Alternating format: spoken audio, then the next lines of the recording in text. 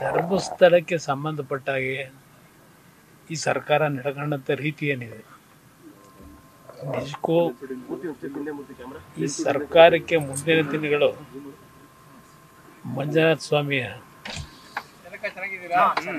ಏನೋ ಒಂದು ಶಿಕ್ಷೆ ಆಗಬೇಕು. ಆ ಶಿಕ್ಷೆಯನ್ನು ಮಂಜುನಾಥ ಸ್ವಾಮಿ ಕೊಡ್ತಾನೆ ಅಂತಕ್ಕಂಥದ್ದು ನನ್ನ ಅಭಿಪ್ರಾಯ.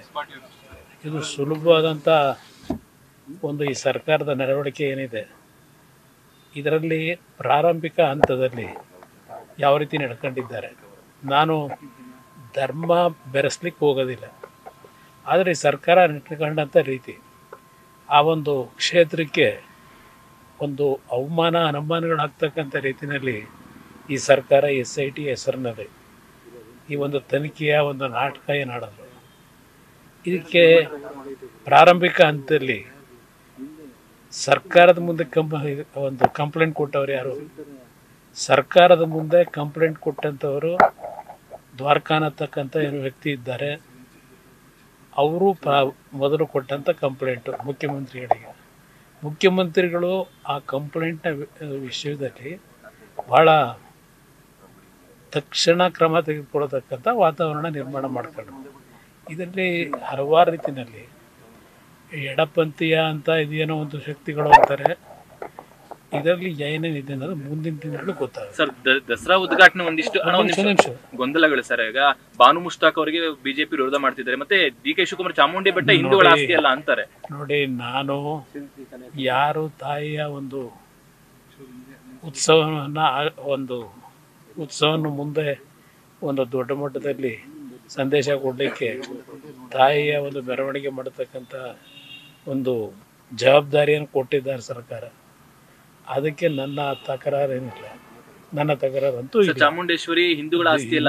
ಅದು ಆ ಉದ್ದಡತನ ಇದೆಯಲ್ಲ, ಉದ್ದಡತನ ಬೇಡ. ಇಲ್ಲಿ ಬಾನು ಮುಷ್ತಾಕ್ ಮುಖಾಂತರ ಮೆರವಣಿಗೆ ಮಾಡಿಸ್ತಕ್ಕಂಥ ಪೂಜೆ ಪ್ರಾರಂಭೋತ್ಸವ ಮಾಡೋದು ಬೇರೆ.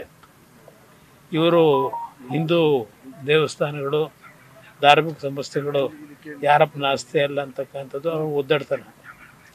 ಇವತ್ತು ಧಾರ್ಮಿಕ ಕ್ಷೇತ್ರಗಳಲ್ಲಿ ಹಲವಾರು ಈ ರೀತಿಯ ಒಂದು ಸಮಸ್ಯೆಗಳು ಉಂಟು ಮಾಡೋದೇನಿದೆ ಅದು ಸರ್ಕಾರಕ್ಕೆ ಕೂತು ಬರ್ತಕ್ಕಂಥದ್ದು, ಅದರ ಒಂದು ಸಮಸ್ಯೆಗಳು ಎದುರಿಸ್ತಕ್ಕಂಥದ್ದು ಅವರೇ ಅನುಭವ. ಕೊನೆಯ ಪ್ರಶ್ನೆ ಸರ್, RSS ವಿಚಾರವಾಗಿ ಕ್ಷಮೆ ಕೇಳಿದ್ರು. ಹಿಂದೆ ನೀವು ಮಾತಾಡಿದಾಗ ನಿಮ್ಮ ವಿರುದ್ಧವೂ ಕೂಡ ಮಾಡಿದ್ವಿ, ಕುಮಾರಸ್ವಾಮಿ ಅವರು RSS ಕಡೆ ಹೋಗ್ಬಿಟ್ಟಿದ್ದಾರೆ ಅಂತ ಹಿಂದೆ ಒಂದ್ಸತಿ ನೀವು ಪ್ರಸ್ತಾಪ ಮಾಡಿದಾಗ, ಈಗ ಅವ್ರು ಕ್ಷಮೆ ಕೇಳುವಂತ ಪರಿಸ್ಥಿತಿ RSS ಗೆ ಸದನದಲ್ಲಿ. ಅದು ಸದನದಲ್ಲಿ ಏನು ಶಿವಕುಮಾರ್ ಅವರು ಒಬ್ಬ ಕಾಂಗ್ರೆಸ್ನ ನಿಷ್ಠಾವಂತ ಕಾರ್ಯಕರ್ತ ಅಂತ ಹೇಳ್ತಾರೆ. ಅವರು ತಮಾಷೆಗೂ ಹೇಳ್ತಕ್ಕಂಥದ್ದು ಆ ಕಾಂಗ್ರೆಸ್ ನಾಯಕರುಗಳು ಒಪ್ಪಲ್ಲ. ಅದರ ಪ್ರತಿಫಲವೇ ಇವತ್ತು ಕ್ಷಮೆ ಕೇಳ್ತಕ್ಕಂಥ ಒಂದು ಸನ್ನಿವೇಶ ಉದ್ಭವ ಆಗಿದೆ. ರಾಜ್ಯದಲ್ಲಿ ನಾಡಿನ ಜನತೆಗೆ ನಾನು ಒಂದು ನೋವಿನಲ್ಲಿ ಹೇಳಲಿಕ್ಕೆ ಬಯಸ್ತೀನಿ.